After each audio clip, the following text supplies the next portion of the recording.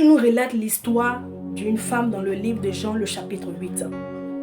Et il est dit que les scribes et les pharisiens ont surpris une femme en flagrant délit d'adultère et ils l'ont conduit auprès du Seigneur Jésus-Christ pour que la sanction soit appliquée, parce qu'il y avait une loi qui condamnait ce péché-là, dans l'adultère. Et la sanction qui était donc la lapidation jusqu'à la mort. Mais la question que je me suis posée, puisque c'est la femme seule qui a été donc attrapée.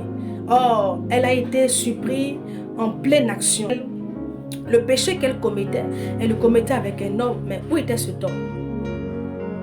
Qu'est devenu cet homme? Cet homme a tout simplement pris la fuite.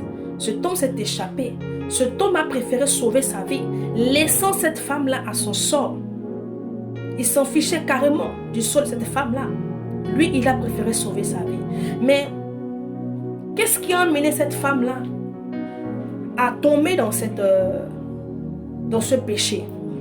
Parce que je crois que cette femme-là était consciente et elle connaissait la loi, elle connaissait la sanction.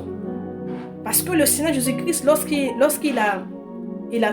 s'est levé et que tous ceux qui l'accusaient sont partis, après qu'il ait dit que celui qui n'a jamais péché lui lance la pierre, et la Bible dit qu'ils ont été accusés par leur conscience, ils sont tous partis. Quand il s'est levé, il a demandé à la dame, mais où sont ceux qui t'accusaient? Elle a dit, ils sont tous partis.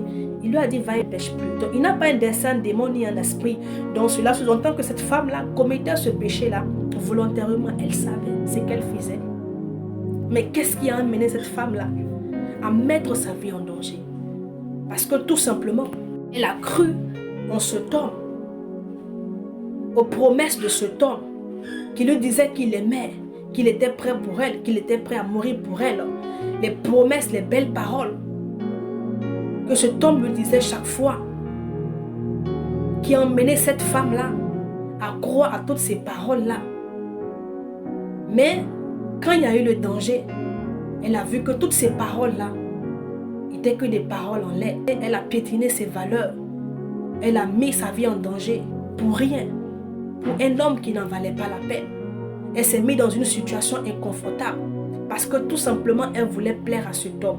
Je vais t'exhorter, ma soeur, à ne pas chercher à plaire à un homme. Cherche à plaire à l'Éternel que de chercher à plaire aux hommes. Parce que voulant plaire aux hommes vous amènera à faire des choses qui vont détruire la relation que vous avez avec l'Éternel. Oui. Tu sais, si un homme t'aime, il ne te mettra pas dans une situation inconfortable. Si un homme t'aime, il ne te mettra pas en danger. Oui, il ne demandera pas des choses qui vont t'exposer. Donc sachez discerner. Ne vous laissez pas avoir. Ne cherchez pas à plaire à toi.